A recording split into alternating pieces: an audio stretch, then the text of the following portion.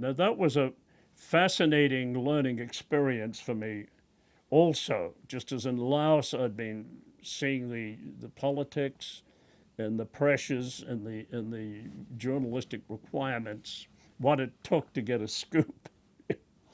And in Indonesia, it was an environment in which was very positive for the AP because this K.R. Ramanath, who was the manager of the AP Bureau, had been a Malaysian tennis champion, and he was a tennis fanatic.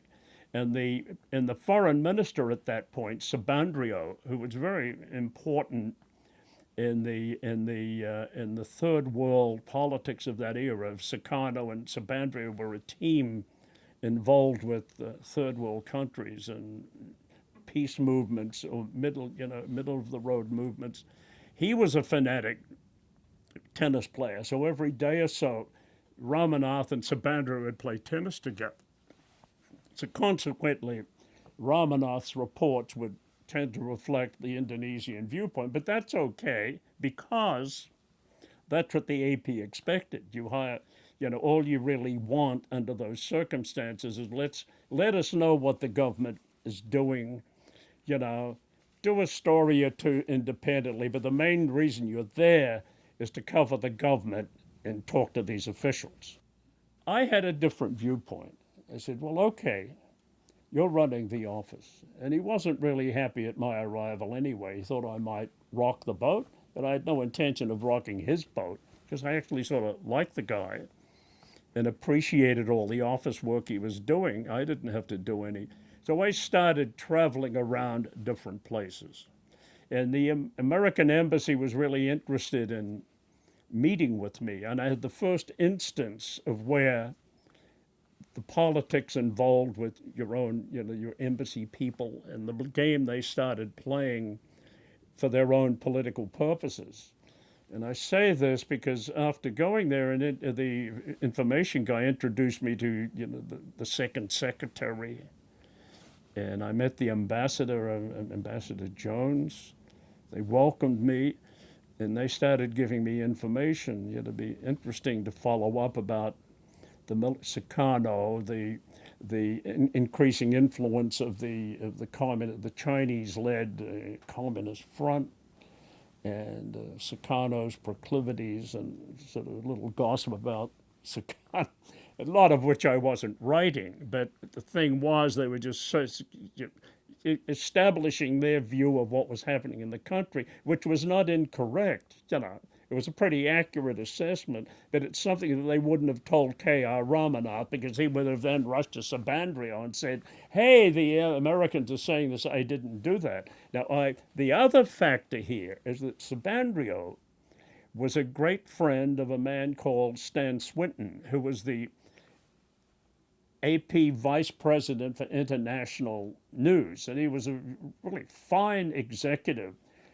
very popular internationally.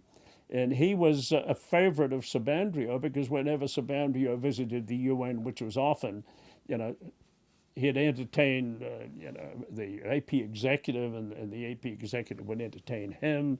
And so Swinton had great connections in Indonesia. But I started writing stories reflecting on the military being, not entirely happy with the way the direction of the country was going. There'd been a rebellion sponsored by the CIA in the late 50s in Indonesia, which was revealed when a CIA pilot when a pilot on a CIA plane crashed and was captured, and he told the whole story of the CIA involved. They were still holding him prisoner, so he was an issue. But I was getting on their nerves. I realized that, and I did a piece on how an Indonesian general, Nasution, was his rising to sort of power within the military. They didn't like that at all. But the story that broke the back was that I talked about Sukarno's plans to be more aggressive towards the Dutch who are occupying the eastern part of the New Guinea.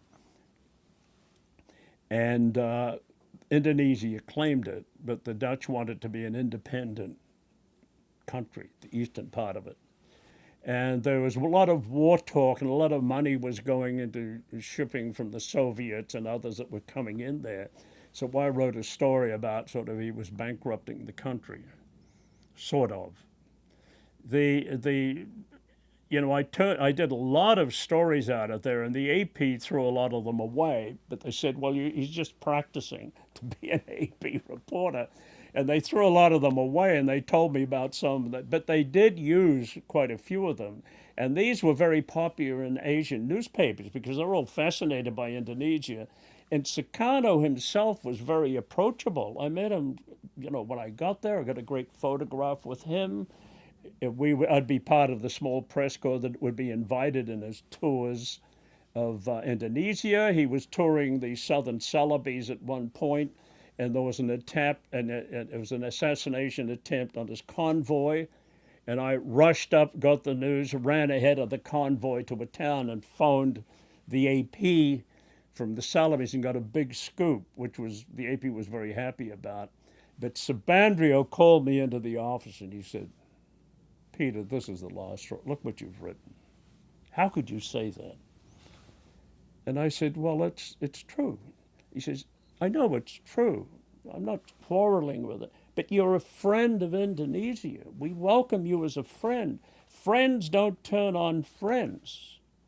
You cannot stay here. You leave tomorrow. And I said, well, you're kidding, right? And he said, no.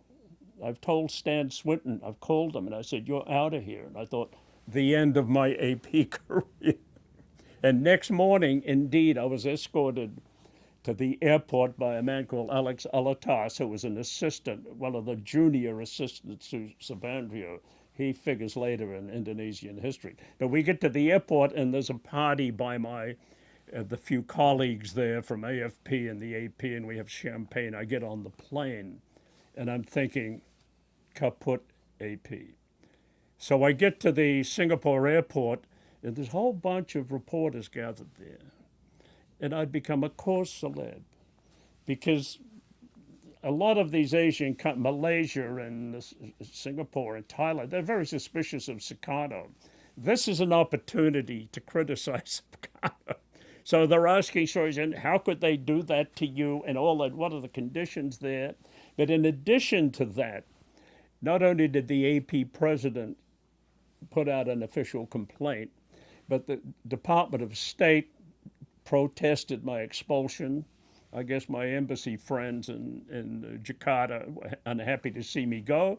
And then the newspaper industry itself was put out a general protest about how can you ill-treat, reporters for American news organizations. That was very informative.